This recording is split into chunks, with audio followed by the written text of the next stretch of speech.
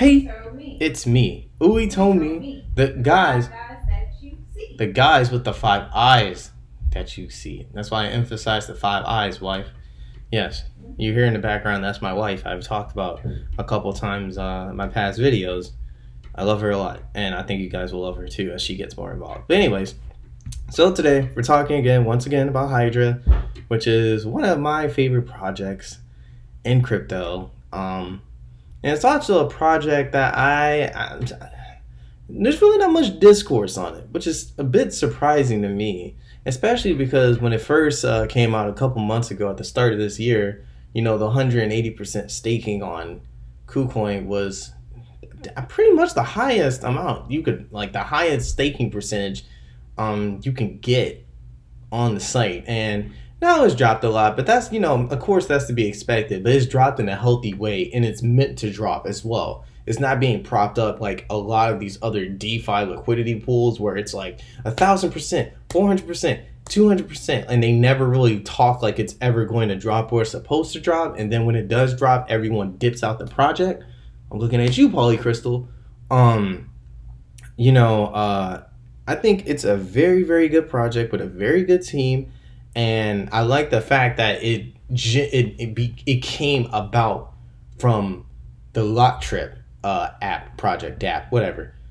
So it wasn't built solely to make money. It was also built as a way to address the problems with not only blockchain but also with another project. So now that I've done a bit more research on it, here we are at the Coin Brew, who I'm so glad he did a video and did an article on this, because I felt it was really hard for me myself to explain Hydra, because it's a really technical project. It's really like you need good know-how of how crypto is in general to really get this project. So it has a barrier to entry, which is why I think most people don't know about it, because it's not something like sheep swap, and it's not something like these rocket tokens, and all these are like pump and dumps, where anyone you don't need knowledge of crypto. You just put money in, take money out, or lose all your money. So right here we have, what is Hydra blockchain? Hydra is a proof-of-stake blockchain that was designed with a unique set of economic features. It is unique because it utilizes both inflationary and deflationary mechanics to make its economy work, while also allowing actual adoption by users to define the total supply of tokens. Besides the unique economics introduced for Hydra Chain, the project also features a fixed inflation model that is designed to stimulate market participants and token stakers to contribute fully to the decentralized nature of the project. Hydra Chain was designed based on the production version of the open source blockchain Quantum. That blockchain was forked from Bitcoin Core and has an account abstraction layer added that supports the Ethereum virtual machine. Right here it also gives a brief explanation on its genesis. It's a permissionless open source blockchain project that came out of Lock Trip, and the Lock Trip team is essentially the Lock Trip application, or decentralized application, DApp, is what you can use Lock Trip to circumvent a lot of middleman prices when it comes to booking hotels. So whatchamacallit, like I guess Expedia and things like that. When you go through Lock Trip, their partnership with a lot of hotels kind of gets you direct prices as is, and by exchanging through their application, the transactions that basically the money you give them goes towards their ecosystem. And the transactions, what Hydra is basically also supposed to do is, once it becomes fully optimized and has a decentralized exchange, which I'll talk about later, those transactions will burn into the ecosystem. But not only burn the coins, it will also reward people who run nodes and everything like that. That's why it's inflationary, deflationary. Inflationary because tokens get rewarded to users and people, stakers and node runners, but it's deflationary because coins burn during transactions. So what Ethereum is going to upgrade to is what this is doing now. which is why like this seems like to be the future of a lot of coins and everything, having decentralized exchanges, having I would not say necessarily just having burn amounts, because what I noticed with a lot of coins is they'll release a set amount of coins and then be like, we're burning half the coins. But to me, that's so artificial, because then they act like, okay, we'll burn this set amount of coins, like Sheep, for example. We'll have 50 trillion coins. We're going to burn most of the coins. And then they act like in the protocol they can't burn anymore. But it's like, how are you really so sure about that? And also, that's just so artificial. That's not natural. You just released this project, but now you're just going to remove half of the coins. Like, shouldn't it should be in your protocol to do that itself and everything. And again, maybe Sheep has something like that, but I don't even want to get into that. Let's keep talking about this. So back in 2018, the team behind the project published a document called Locktrip Blockchain Manifest, which became the defining design document for Hydra Chain. The interesting and unique part is the document came out of actual problems encountered during the development of the Locktrip DApp, which makes Hydra Chain one of the only blockchain projects to be designed around the actual hurdles during the development of a DApp. And that's something, again, that's what I talked about before, why I find this so special. This project mostly was built for these guys to make themselves more efficient and to have them produce a better product. It does not, to me, this doesn't like have that extreme feel greed. Of course, like with having an appreciation rate, of like 90% everything, it does seem to feel that way. But again, cryptocurrency and blockchain and the whole crypto space is new, and we're at the genesis of things. So it makes sense that you can get extremely high yields and stuff here. Because at one point in time in America, you can get 6% a year having a savings in a bank account. You guys know that? Yeah, decades ago, having savings in a bank account got people some money. Especially, again, how do you think people were able to get so much stuff back then? You can easily save your money, even having good investment into the stock market, even back then. Appreciation, the rates back then were much greater. And think about this. Imagine having 6% appreciation on your savings, right, back then. But also the purchasing power of the dollar was times, 5, 10 times stronger back then. So their money was worth more and they had more savings than now. Hey, that's what, especially once computers starting to be more utilized through businesses and servers started getting created and everything like that. That's how it works when you are early adopters and getting in on developing economies and everything. And basically, one of the strategies used in the development of Hydra Chain was to use the best open source technology available. The founders choose. he messed that up. The founders chose that approach because it is the same successful strategy that was used by some of today's largest blockchain projects, such as Litecoin, Quantum, and Bitcoin Cash. Don't freak out on me, okay? Bitcoin Cash is whatever it is. Don't invest into it because it's not Bitcoin. Invest into it because of whatever it can do, but not because it's Bitcoin, because it's not Bitcoin. But that's a general review of Hydra, so you kind of get the idea. And the last part I'm going to really get to here is what problems does Hydra Chain solve? One of the most difficult challenges in blockchain technology is deciding when and how to switch the economics from inflationary to deflationary, and that's why Ethereum is trying to go through its proof of stake model and upgrading like its protocol and everything. Because with a lot of coins, like for example, Bitcoin is meant to be decentralized and deflationary. It's supposed to be the ultimate deflationary coin. Its main use at first when it got produced was for people to transact with each other digitally with no intermediaries. That's what Satoshi really wanted. He wanted people to be like, hey, I want to pay you for this. I just want to pay you directly. I don't want people saying I can't pay you or whatever. I don't think he was like all on the and circumvent taxes and make sure the government's never involved in everything, because he knows that wasn't realistic. But what he wanted for people is to just control their own money online, right? Because a lot of these banks can cut your account, but they can't cut your internet access, right? So you get where I'm going with that. And then after that, he genuinely wanted people, if Bitcoin was going to evolve and do something else or whatever, right? That's why he designed it as an open source protocol, so people can upgrade Bitcoin as is, or maybe have different uses for it. So, but that's why, but him having that 21 million cap that eventually, through proof of work, would eventually get mined to the capacity and everything.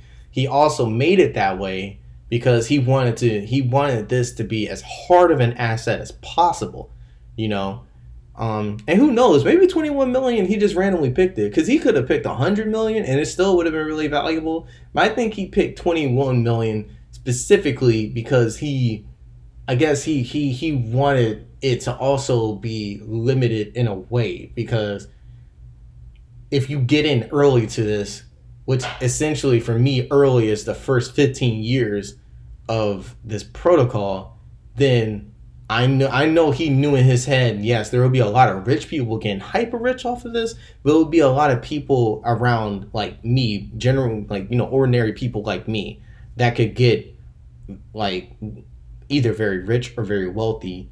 And I feel like Satoshi personally trusts people like me to not just get wealthy and to exploit the money that I get from Bitcoin, but to generally help others, which is what I intend. So it's the ultimate deflationary coin. But then other coins practice a very inflationary models where they may not have a cap or whatever, or they have billions and trillions of coins and everything, because Bitcoin is not really that useful for payments, and it wasn't designed to be a complete ecosystem on its own. It was very straightforward in what it was trying to do. Other coins like ADA, for example, ADA is not completely inflationary, but because of the amount of coins that it has, inevitably it will be inflationary. And that's just saying, I should correct myself. Bitcoin isn't necessarily deflationary. It's more so inflationary right now than it is deflationary, because the price of it is supposed to increase substantially. But coins like ADA, there's a certain line it plays between. And again, I'm a layman. I'm still getting these terms together in my head. But let's not use ADA as an example. Let's use Ethereum as an example. Ethereum, is mostly inflationary because it's proof of work model. It takes time to mine Ethereum and everything. And Ethereum also gets used by a lot of, it's the most used protocol when it comes to decentralized applications and finance. So it does gain a lot of value. But the thing is, there's no cap on it. So inevitably, there is some aspect of deflationary aspects to it, because, something that it doesn't really have much of a cap onto it, the price value shouldn't just up. And that's why they're moving to what Hydra Chain is, trying to do like right now. Because if they have an inflationary, deflationary aspect to it, then not having a cap basically works, and you have a good ecosystem that won't have an issue like Bitcoin, for example, because once that 21 million Bitcoin is mined and everybody's hoarding up 90% of Bitcoin, there's just not going to be enough Bitcoin to go around to properly do things without being able to have more Bitcoin. You know what I'm saying? Because in the future, we're talking about billions and billions and billions of people interacting on these blockchains, making transactions and everything like that, But at the same time, because this is the issue of the dollar, and that's the thing. The issue with the dollar is it's gone from inflationary to essentially like the price value is deflationary, actually. Like, because the way we're using inflation these days, like the Fed tries to make inflation seem good, but there's an inflation in the amount of dollars going up constantly, which makes prices go up. But prices are mainly going up because they the dollar amount, like the dollar value is deflationary. So the prices of things that you had to pay for with the dollar are inflationary, but the general value and the whatchamacallit, the purchasing power of the dollar is deflationary. So that's going down. And that's the biggest issue with the dollar. Because there's no cap on fiat. But the issue with the fiat is there's not, like, no burning system to it. If you print $1 trillion, you could theoretically burn $1 trillion, right? But why? Like, how does it doesn't get burned through transaction? And you're also not rewarding anybody either with extra fiat. It's literally you just print it and then you just print more. There's no there's no extra applications for the use. And again, like, because someone could ask, well, yeah, but if you could just keep making Hydra Chain and burn it, isn't that like the same thing as if I made $1 trillion and burned it? Well, the thing is that this is supposed to, because the added application for it is like staking. So if I were to get a certain amount of Hydra Chain and I'm going to run a node to help with transactions on the network and confirm blocks and make more blocks, right? This burn mechanism makes it sure that at any given point in time there's not too much Hydra. Because that's the thing with the dollar now. There's too much fiat. There's just too much,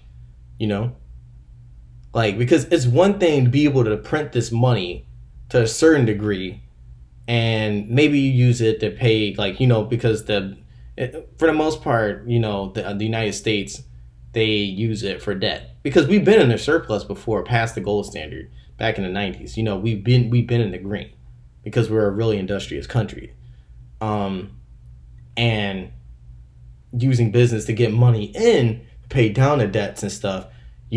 That's a model we should have followed more closely to keep our printing in control.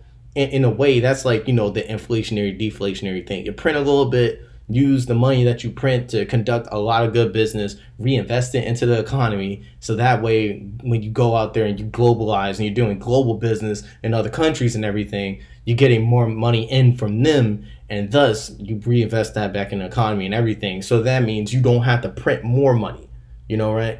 It makes a lot of sense. You print money, make more money than you may have printed, or, for whatever you use to pay for whatever, and decrease the amount that you had to print, or pay back most of that, printed money back to the Fed and everything.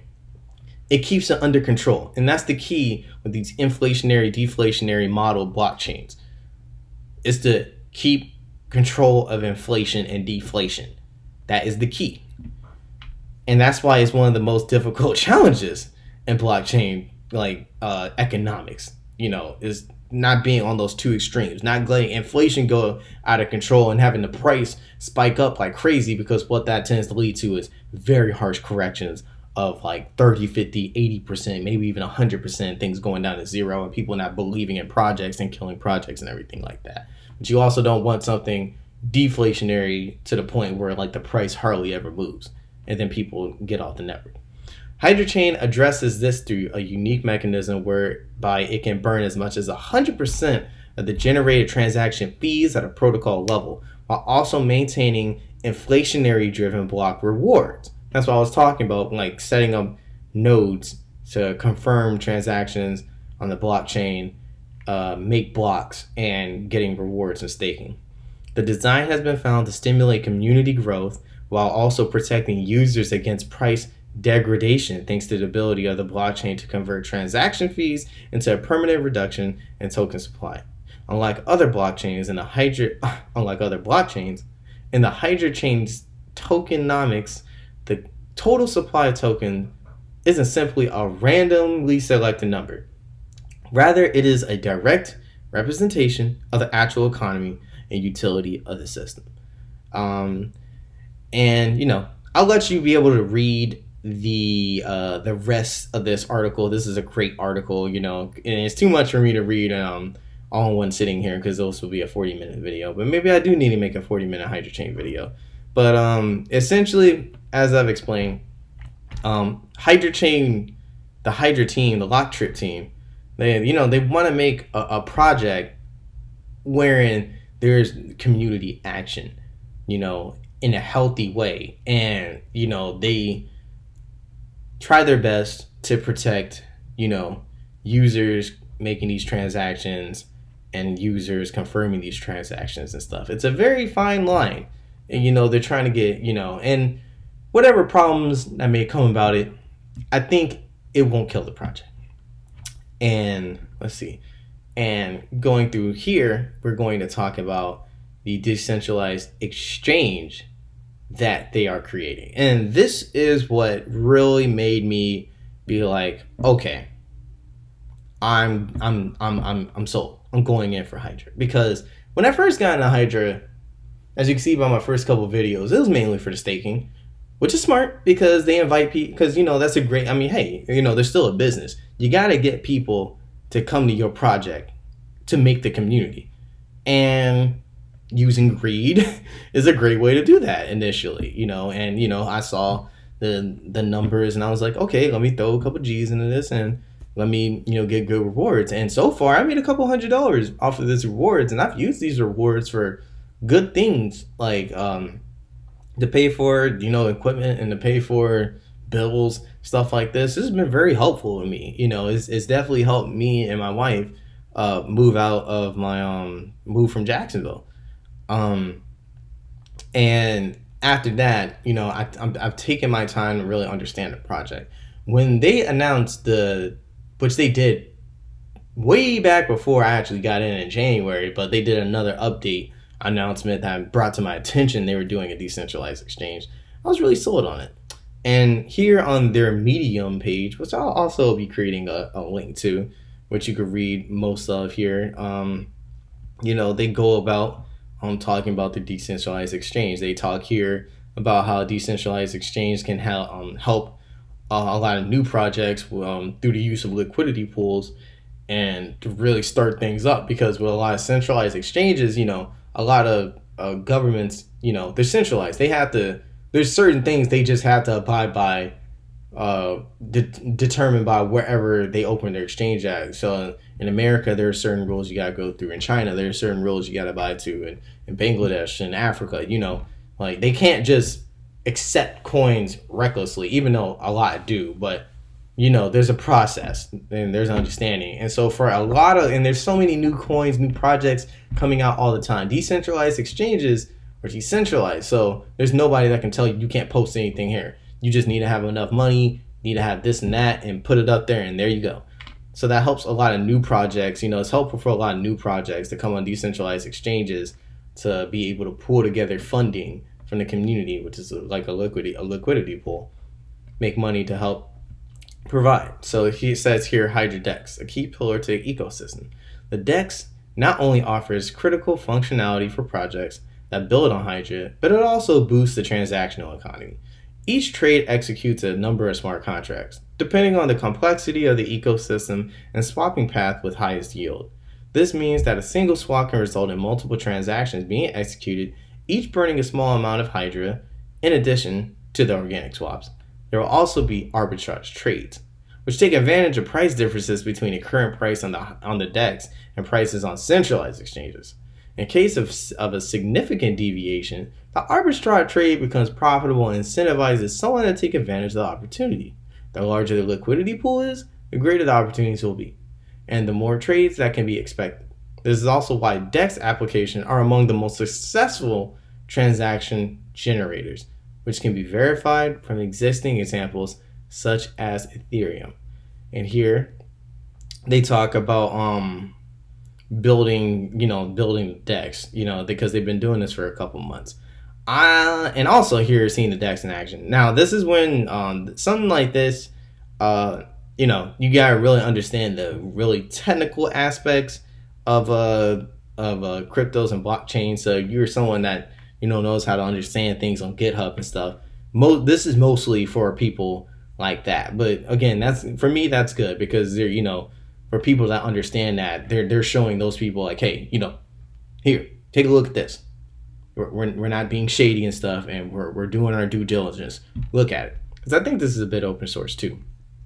But you know, they're doubling down and they're building a good transactional economy on this place, and I'm very on this project, and I'm very interested to see how they work Locktrip into the decentralized exchange, like, because what this could mean also for, like, because this is going to be a very, very, very interesting opportunity for hotels using blockchain technology and processing transactions and using the application of a decentralized exchange. Maybe that can function somewhere towards booking hotels and everything like that. I don't necessarily know, but I'm pretty sure there might be a couple partners out there that might create their own dApps on the Hydra Chain net.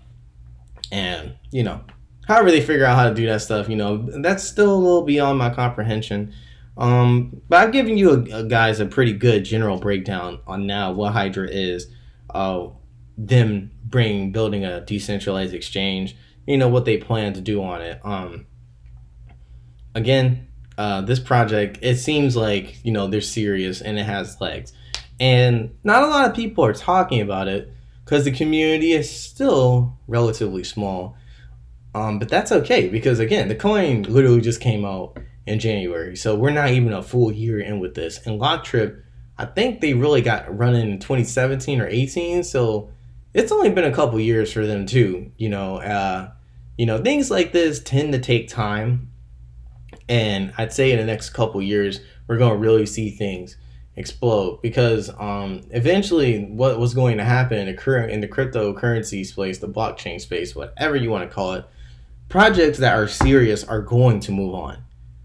You know, people will become smarter, governments will become stricter, and, you know, pump and dumps they're going to be more niche. They're not going to have the same volume of people, the same influx of people as they have now. And a lot of them may even get erased forcibly.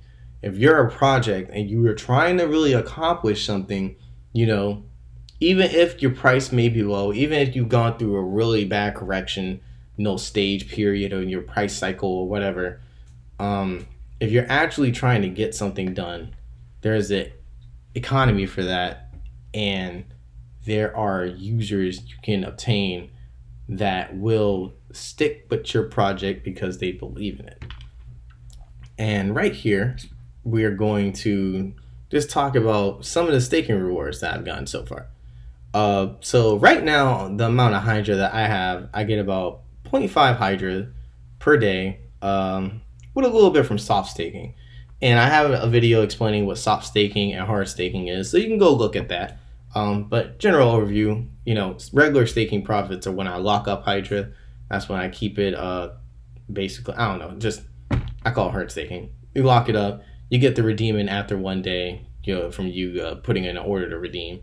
Soft staking is when you're still staking, but it's not locked up, so you can redeem it at any time and go trade. So it's, you know, important to have, you know, some soft staking Hydra in case, you know, there's a big price jump and you got a little bit and you know, trade that off for something else too. You know, there's a fine line with all that. But right now, let's look at what the current rate of Hydra is going for. Staking flexible.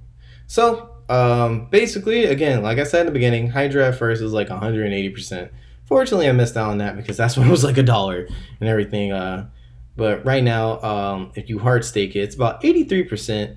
And if you flexible terms is essentially, you know, flexible. You're able to trade it. It's like soft staking, 80%. They've recently had a bit of an issue where they dropped it from the 90s into like the low 70s. And a lot of people are angry about that. But again, this is why I like this project. You know, the team basically had to address that with the Pool X team of KuCoin. And there was a little miscommunication about, because right now you can still earn about 90% of yield holding Hydra in the official Hydra wallet. Or is it the wallet? No, it's the Hydra wallet. In the official Hydra wallet. But, you know, because KuCoin they base a lot of their staking profits based on whatever the project's rate is, like on its own native system or whatever, native wallet and everything like that. So, and because of, they got to take money from you too, you won't get the maximum amount of staking as you would do on a native wallet and everything. But anyways, it was a bit of a complicated situation, but the teams talked to each other and now it's back at 83% or whatever. And something like that, that was just that was a very, very just a good show from them.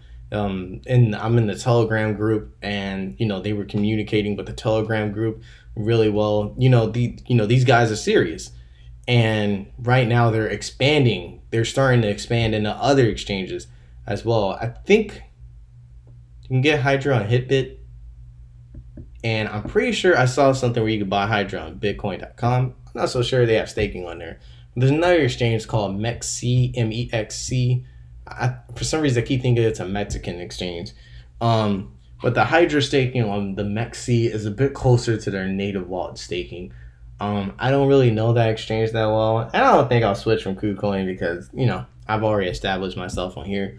So I'll just keep it there. But, they're building out. But when they have their decentralized exchange, I'm probably going to move my staking coins into this exchange because it's probably going to have a higher rate than KuCoin. Just pull into a liquidity pool itself. And one thing of note, so I also noticed about the wallet. So the wallet is basically where you can earn the maximum rewards, right? But I still, and hopefully someone can answer this for me in the comments, or maybe someone can make a video finally about the wallet, because hey, I'm just a layman. But I think when you use the wallet to stake, I think you're essentially running a node, because this is a proof of stake protocol. So you could run a node yourself very easily. But I'm a little confused by it because, like, for example, in Cardano, you stake your Cardano and it's on the mainnet, right? But, you're not really running a Cardano node. That's a totally separate thing. So I can keep my coins in my wallet. I could do my staking, yada, yada, right? But I can also leave my computer, shut off my computer, and not have it on or whatever. I think from what it looks like when I tried to stake on a wallet, I think the wallet actually, when you stake, you're basically using like a node or something. Because I've also seen on Telegram, they recommend you have like 500 Hydra to be a node to mine the blocks or whatever effectively to get rewards on time and effectively and consistently. And it seems like the only place you really go to make a node is on the wallet. I don't know. But if someone can make that clear to me, if I can stake on the wallet and then leave my computer off or in sleep mode and it'll keep staking, or leave the application off entirely, someone can clarify that for me. That'd be good. But yeah. And the last thing we're gonna do is check out the current price of Hydra. Yep, finally we've gotten there. And damn, I never know how to use the computer app. I know how to use the smaller mobile app, but let's see. Dang, man, they're doing everything with putting a search on it. Hydra. Oh, we gotta go to USDT. Hydra. So here we go. And let's look at the price action. So I remember also in one of my videos, I didn't even listen to my own advice. I saw that because Hydra went from like $1 eventually to hitting an all-time high of around like $50. And right now we're looking at the 8-hour chart. But if we go to the weekly, let's go to the daily. That'll be better.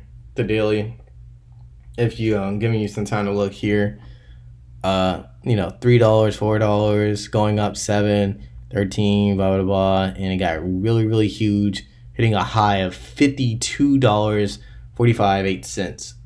And I was saying right around when I got in, it was I got in around this time frame right here, in the 40s, 30s.